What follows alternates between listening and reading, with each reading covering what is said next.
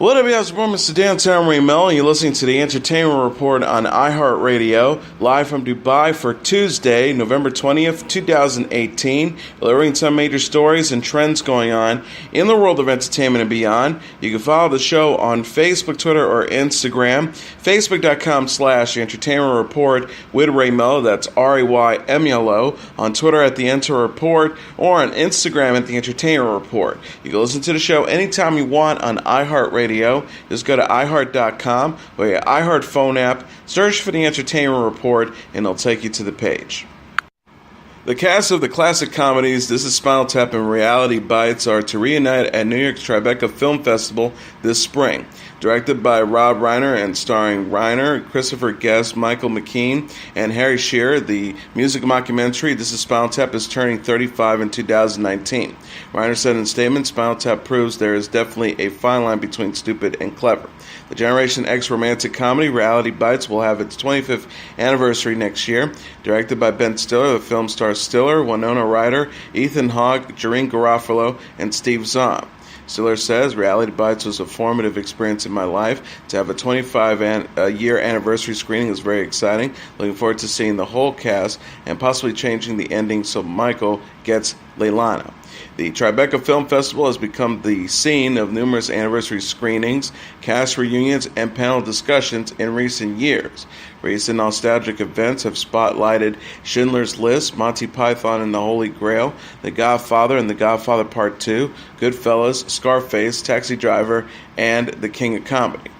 Paula Weinstein, the executive vice president of Tribeca Enterprise, says, from the heavy metal bands of the 80s to Generation X in the early 90s, This is Spinal Tap and Reality Bites didn't just capture the spirit of their respective times, they helped define it. We're excited to bring these two films back to the big screen for existing fans and also to introduce them to a new audience. Ryan Reynolds is holding Fred Savage hostage in the first trailer for Once Upon a Deadpool. The clip released Monday explores how Deadpool, played by Reynolds, has captured Savage to present to him a PG-13 version of the originally R-rated Deadpool 2. The setup pays homage to Savage's role in 1987's The Princess Bride, where the actor as a young boy was told a bedtime story. Deadpool says to Savage, who is taped to a bed, you're in a PG-13 version of Deadpool, filtered through the prism of childlike innocence, and nobody does childhood innocence like you, Fred. Nobody. Deadpool is also seen confronting an elderly couple about how they remind him of the Disney and Pixar film Up. Once Upon a Deadpool will feature new scenes added to Deadpool 2, including more banter between the titular hero and Savage. It will be available in theaters from December 12th to the 24th. For every ticket sold for the film, $1 will be donated to the temporarily renamed Fudge Cancer Charity. Reynolds recently released a poster for Once Upon a Deadpool that features himself and Savage riding a reindeer. Jason Momoa trains to become a hero in the final trailer for Warner Bros. And DC Comics' upcoming underwater epic Aquaman. The clip released Monday dives into the origins of Aquaman, played by Momoa, and how he is the offspring of a human. Tom Curry, played by Themira Morrison, and Queen Atlanta of Atlantis, played by Nicole Kidman. Aquaman is trained from a young age on how to fight and how to navigate the ocean by Vocal, played by Willem Dafoe. He also learns of a mystical trident that can rebuild Atlantis and help Underwater Kingdom maintain peace with the surface world. Aquaman, with help from Princess Mira, played by Amber Heard, seeks out the trident as he attempts to stop his half-brother King Orm, played by Patrick Wilson, who hopes to wage war with the surface world. Ruthless mercenary Black Manta, played by Yahya Abdul-Mateen II, also makes an appearance as he battles with the titular hero. Aquaman says, my parents made me what I am the protector of the deep. Aquaman from director James Wan is set to arrive in theaters on December 21st. Warner Bros. Recently released a series of character posters for the film that feature Aquaman, Mira, and Queen Elania. Radio personality Bobby Bones and his professional partner Sharna Burgess were crowned season 27 winners of Dancing with the Stars in Los Angeles on Monday night. Bones said as he tearfully accepted the Mirror Ball trophy, "Thank you to the people, thank you to Sharna who made this all possible." They beat out their fellow celebrity finalists, model Alexis Wren, Harry Potter icon Ivana Lynch, and Disney Channel alum Milo Manheim, and their partners for the honor. Tom Bergeron and Aaron Andrews host the show. The judges panel was comprised of Carol Ann and Naba, Len Goldman, and Bruno Tonini. The cast of Scrubs, including Zach Braff and Donald Faison, reunited to take part in a panel discussion at the 2018 Vulture Festival in Los Angeles. Braff, who played DJ, and Faison, played by Turk, were joined by John C. McGinley, who played Dr. Perry Cox, Sarah Chalk, who plays Elliot, Judy Reyes, who played Carla, Ken Jenkins, who played Dr. Bob Kelslow, Neil Flint, who played the janitor, and Krista Miller, who played Jordan, along with series creator Bill Lawrence. The former castmates posed for group photos posted by Braff and Faison on social media. Faison said Sunday on Instagram, "Got the gang back together." Braff tweeted on the same photo, "Season twin." Braff also uploaded on Twitter a selfie of himself, Faison, and Flynn walking together outside. Lawrence discussed the possibility of the series returning during the panel discussion. He says, after outlining his reservations about a revival, "If we ever do it, we'll do it as a short little movie or something. I think the problem for me is I would just want to see where everyone is. I would want to see where their marriages are." Scrub aired for 9 seasons from 2001 to 2010.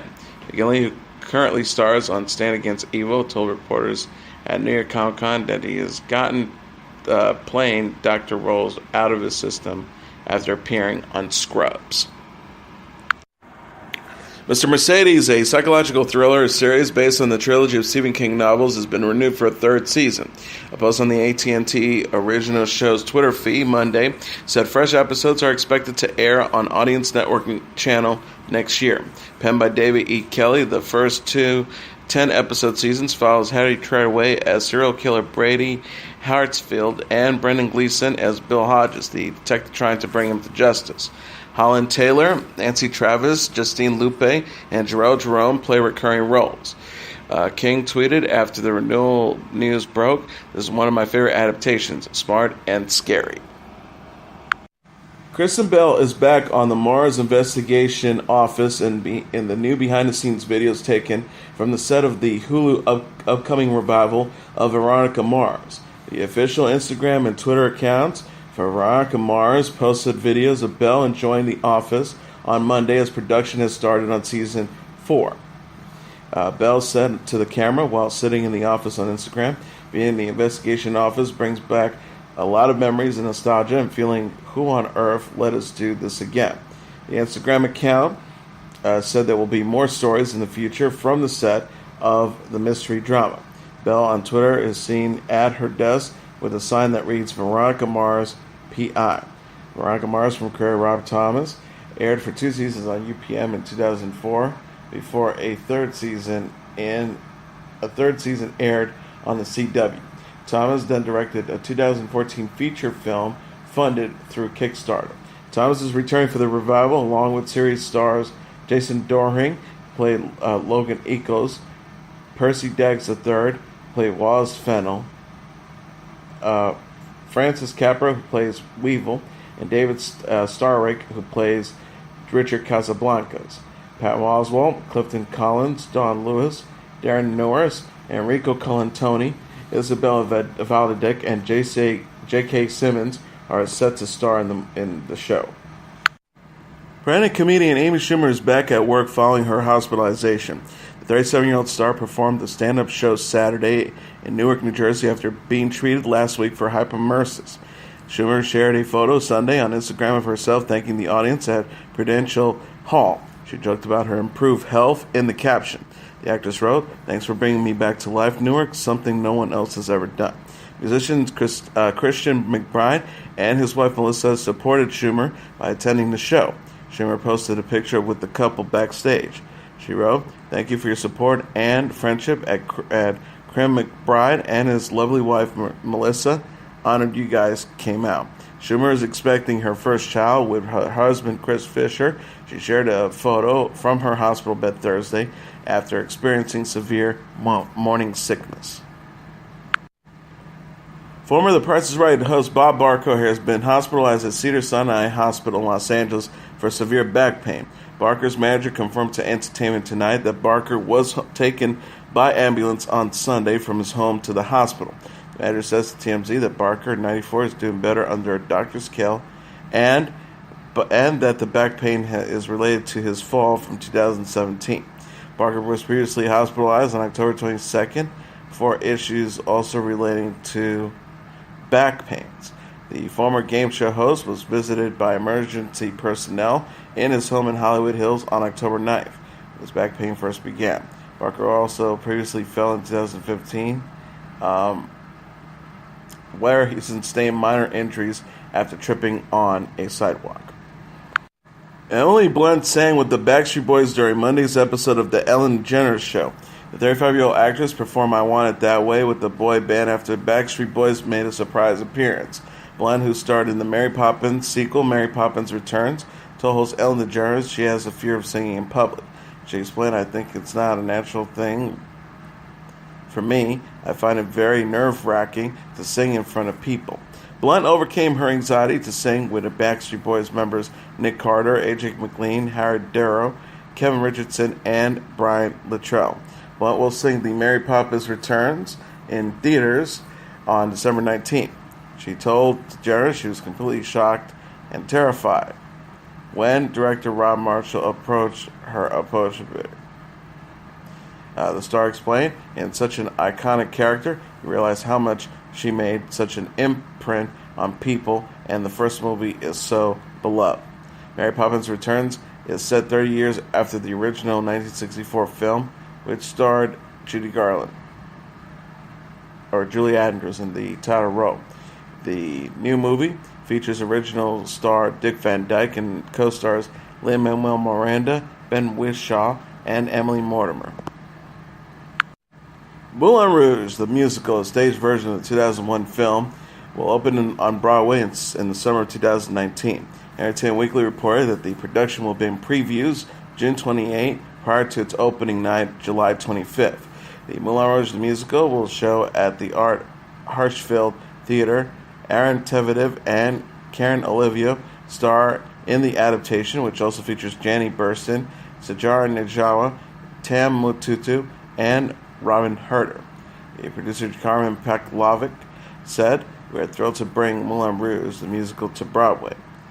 She also added, "We are especially delighted that the show is going to go on to the Hirschfeld as the perfect theater for this production with lavish architect and rich history of landmark Broadway shows."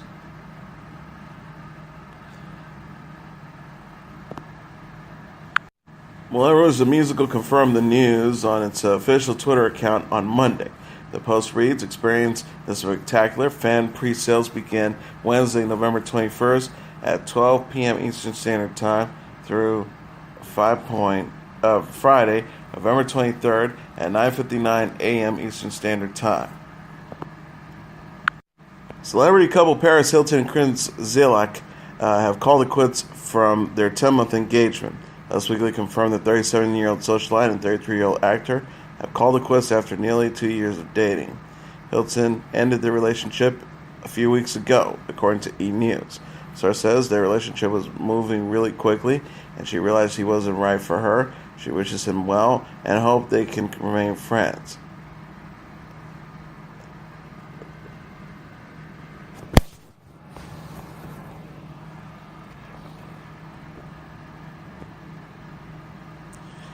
The source says their relationship moved really quickly, and she realized he wasn't right for her. She wishes him well and hopes they can remain friends. People said Hilton is focusing on her career in the wake of the split. An insider says she is traveling the world for her skincare and perfume. Hilton and Zylka got engaged in January during a ski trip in Aspen, Colorado. Hilton couldn't help but gush about Zylka and her engagement ring in the interview with People at the time. The star says, "I'm so excited to be engaged to the love of my life and my best friend. Never felt so happy, safe, and loved before. He is perfect for me in every way and shows me that fairy tales really do exist." She added, "The ring was so gorgeous and sparkly, I was shaking as I put it on. It's the most beautiful ring I've ever seen." Hilton was previously engaged to Jason Shaw and Paris Latix, while Zylka was married to Hannah Beth.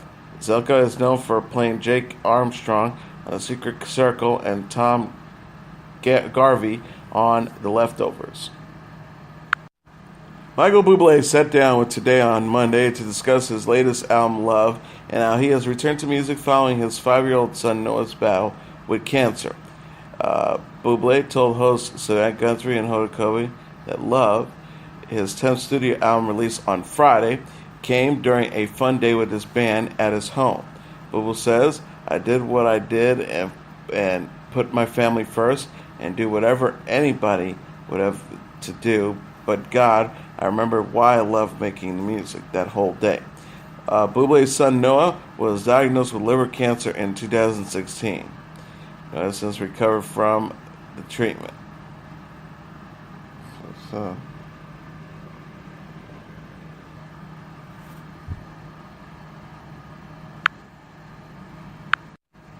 Buble says you learn a lot about life and what is important and what matters. And you stop sweating the small stuff because you realize that most of the stuff is the small stuff. Buble, who will receive the 2,650th star on the Hollywood Walk of Shame, is expected his daughter, Luciana, and Lipata. The couple are also parents to 2-year-old son Elias. Taylor Swift has inked a new record deal with Republic Records and Universal Music Group, the singer announced on Instagram on Monday. Swift joins Republic and UMG after her deal with Big Machine Records expires. The pop star explained on Instagram how the deal will allow her to own all of her master recordings moving forward, and that artists will be better as if there will be compensated for their presence on the music streaming service Spotify. She said as part of a lengthy statement alongside a photo of herself with record producers Sarah Lucian Grain and Monty Lipman. As part of my new contract, the Universal Music Group, I asked that any sales of their Spotify shares result in a distribution of money to the artists. Non-recuperable. They also added they have generously agreed to this and what they believe will be much more better terms than payout previously by other major labels. I see this as a sign that we're heading towards positive changes for creators, a goal I'm never going to stop trying to achieve in whatever ways I can. So I've thanked their fans and teased their next project. She says the best thing I've been lucky enough to receive is the dedication, trust, and loyalty of the fans who've cared about the words and melodies I've created. My biggest goal moving forward is to make you proud. I'm so excited. I just can't wait to show you what I'm making next. And now let's take a look at what happened on this date in entertainment history. On this date in 1955, Bo Diddley makes his national television debut on the Ed Sullivan Show. Born Ellis Arthur Bates in Macomb, Mississippi in 1928, man became known as Bo Diddley, introduced himself and his namesake B to the world on the stage in 1955 when his television debut of the Ed Sullivan Show appeared. Bo Diddley opened his appearance on Ed Sullivan with the eponymous title song, Bo Diddley. The now famous number set portions of the Dominic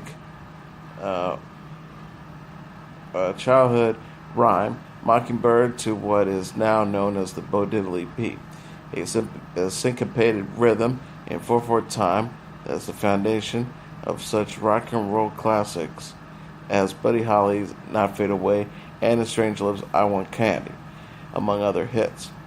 5 months before Elvis Presley would make him famous, Ed Sullivan debut. So it's 2 years? Okay.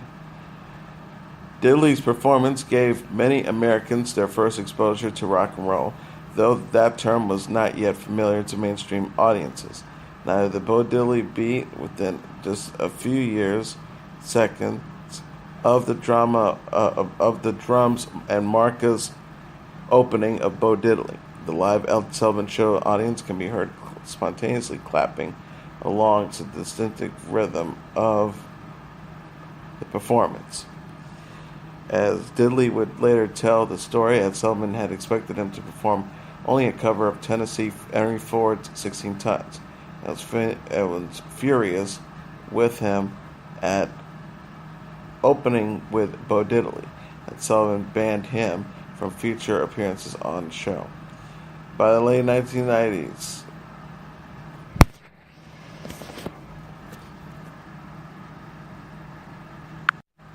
and as your entertainment report for Tuesday, November 20th, 2018, I'm your host, Mr. Downtown Ray Melo. I'll be back tomorrow to deliver some major stories and trends going on in the world of entertainment and beyond. You can follow the show on Facebook, Twitter, or Instagram. Facebook.com/Entertainment Report with Ray Melo. That's RAYMELO. On Twitter at The Enter Report, or on Instagram at The Entertainment Report. You can listen to this episode or any previous episodes of The Entertainment Report anytime you want on iHeartRadio. Just go to iHeart.com or your iHeart phone app, search for The Entertainment Report, and it'll take you to the page. Everyone, have a great day. I'll see you tomorrow. Good night, and God bless you all.